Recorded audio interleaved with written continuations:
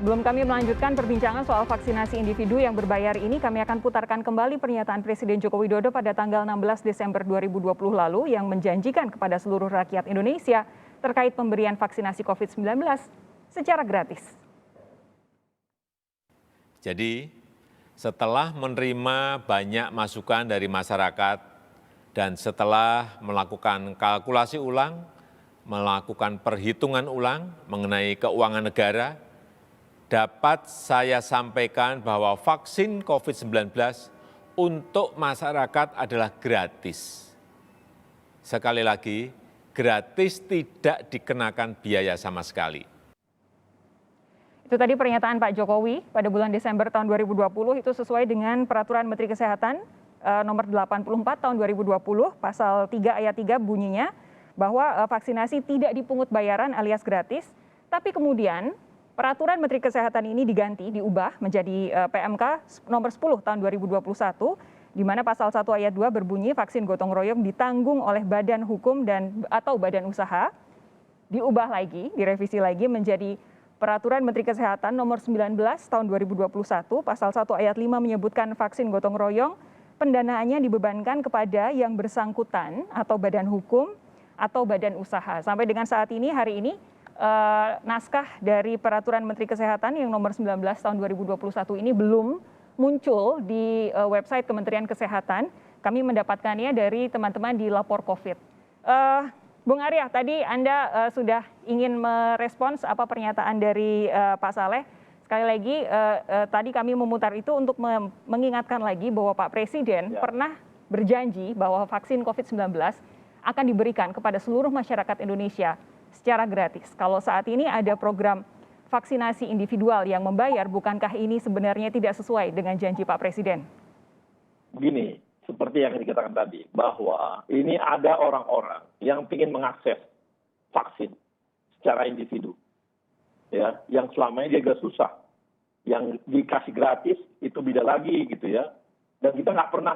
Kalau tadi, saya maksudnya gini, kalau tadi masyarakat itu susah mengakses vaksin gratis, itu bolehlah kita jadi perdebatan dan panjang. Tapi masalahnya tidak ada akses, tidak sangat mudah bagi rakyat untuk mengakses itu gitu. Dan seperti saya katakan tadi, bahkan sampai hari ini. Definisi sangat mudah itu apa, Bung Arya, ketika banyak sekali sentra vaksinasi yang masyarakat harus mengantri sangat panjang sehingga membahayakan diri sendiri? Waduh Mbak, masa orang antri itu kenapa? Masa karena antri, kalau antri kekurangan, oke. Ini bukan antri kekurangan. Itu antri ramai dan sebagainya karena dia takut nggak dapat vaksin. Padahal vaksinnya tersedia. Nggak pernah ada sentra vaksinasi massal. Kekurangan vaksin ketika berhenti tiba-tiba nggak ada. Kalau yang tadi tutup karena vaksinasinya habis? Loh, itu lain lagi karena dia belum pengiriman belum datang. Tapi yang pasti Mbak, selalu pengiriman setahu saya, sekarang vaksinnya dikirim hampir 2 kali lipat daripada vaksin yang dilaksanakan. Oke. Ya, saya kasih contoh di Jakarta saja. Sekarang akses sangat gampang. Coba cek berapa lansia dari vaksin, masih kecil, belum 100%. Kenapa? Karena memang lansianya belum datang untuk divaksin. Padahal vaksinnya tersedia. Bahkan sekarang di Jakarta, yang namanya vaksin itu udah ada sampai level usia 12 tahun. Bung Arya, kalau kemudian Kimia Farma punya tenaga kesehatan untuk memvaksinasi, kenapa tidak bikin sentra vaksinasi untuk vaksinasi program saja sekalian? Mbak mungkin nggak pernah dengar, kalau kami bikin vaksinasi, sentra vaksinasi BUMN itu di 6 provinsi. Sekarang saya di Medan itu, silakan cek gubernur, silakan cek wali kota. Silakan cek ke Lanut juga. Punya kami sekarang terbesar di Sumatera Utara, di Medan. Setiap hari 8.000 orang yang kami vaksin. Dan Kimia Farma ikut di dalam sana juga. Di Jakarta juga begitu, di Jawa juga begitu, di Surabaya juga begitu. Itu sudah kami lakukan, Mbak. Ya, kalau hal begitu sudah kami lakukan. Wartawan pun banyak kami vaksin, Mbak, di tempat kami sentra vaksinasi. Supaya paham juga, jadi gitu. Jadi jadi kalau dibilang bahwa ini enggak. Ini cuma, saya beritahu lagi, ini di klinik, di 6 klinik, Mbak. Di 6 klinik. Dibatasi, terjaga. Nggak akan bisa dibawa ke luar negeri. Gitu loh. Dan tadi soal tadi itu adalah soal tadi antri panjang, itu karena masyarakatnya takut aja, pengen vaksin aja mereka. Itu kan Oke. gairah aja. Pak Saleh, Anda teryakinkan dengan penjelasan Bung Arya? Jadi begini, saya belum yakin karena saya melihat masih tetap ada unsur komersialisasinya. Yang namanya dagang itu pasti ada untung rugi, tidak mungkin enggak. Orang namanya beli. Nah ini saya mau kasih contoh ya, perhitungan simulasi yang dikirimkan ke saya ini. Jadi pertama misalnya omsetnya itu kan 2 dosis satu orang. Katakanlah misalnya ada 7,5 juta orang sampai September nanti. Nah kalau 7,5 juta orang itu dikalikan untuk biaya pembelian vaksinnya saja, itu kan ada 2 ya, biaya pembelian vaksin dan biaya layanan. Ini dibedakan di dalam aturan itu.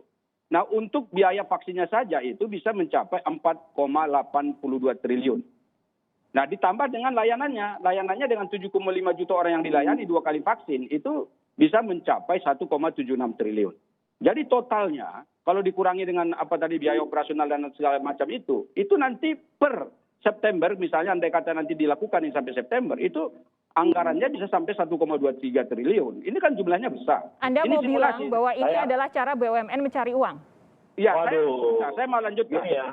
Saya mau Sebentar, Bung Arya, sebentar, Bung Arya. Saya kan Pak Saleh, jangan dipotong dulu. Itu berbahaya. Jangan banget. dipotong dulu. Ini kan simulasi.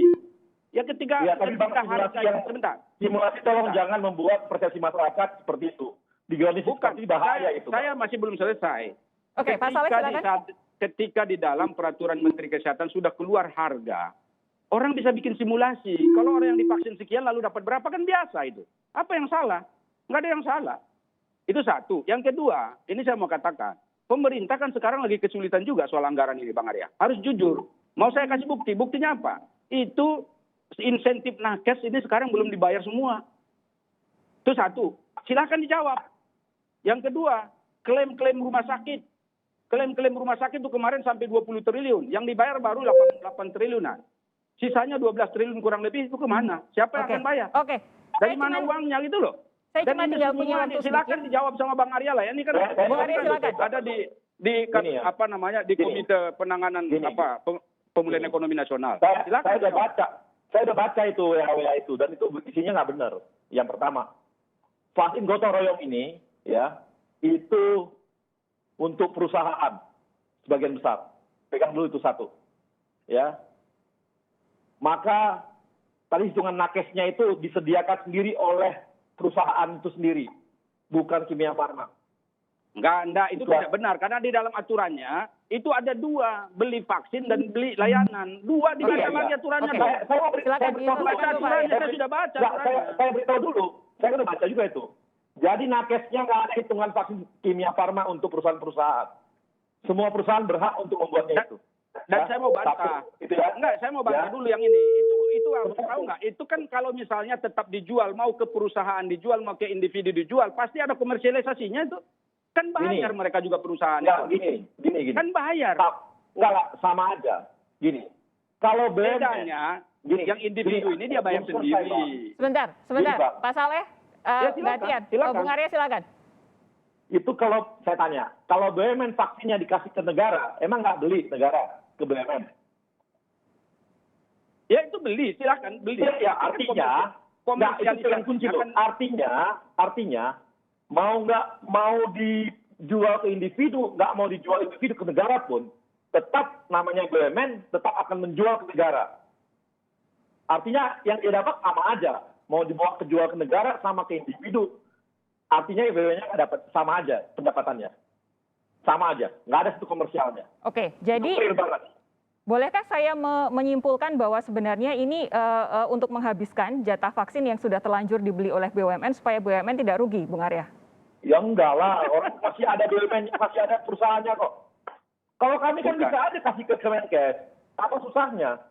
Enggak Jadi ada susahnya bagi kami kan susahnya ke Kemenkes untuk dibeli. Susahnya itu berpikir di mana Kemenkes juga kalau mau. susahnya baik. itu berpikir di mana katanya BUMN tidak mendapatkan keuntungan apa-apa dalam pengadaan vaksin ini. Itu kan tidak masuk akal, itu pasti ada. Loh, gini, Kalau Bang. nggak rugi dong Bio Farma-nya Oke. gimana sih? Bio Farma ini terkenal sebagai perusahaan memang yang ahli di bidang vaksin dari dulu. Iya. Ya enggak? Dan mereka menjual vaksin loh, jangan salah. Saya bukan bilang bahwa itu Bapak-bapak, keuntungan. saya kehabisan Keuntungan waktu negara terakhir untuk juga. Bung Arya, silakan. Gini loh, kalau jangan ada keuntungan, wajar dia sebagai BUMN nanti kami dimarahi Komisi 6 ketika kalau kami nggak bikin perusahaannya rugi dia marah. Oke. Gitu ya.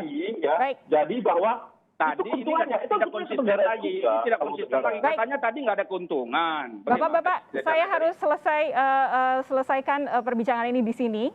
Tentu kita akan nantikan perkembangan Ini besok. belum selesai sebetulnya, tapi ya sudahlah. Besok pelaksanaannya baru akan dimulai. Kita akan lanjutkan. Nanti kalau ada apa-apa, saya yakin pasti kami akan menghubungi Pak Saleh Daulay lagi. Pak Saleh Daulay, terima kasih. Bung Arya Sinulinga, terima kasih sudah bergabung bersama kami. Sehat terus, sampai jumpa.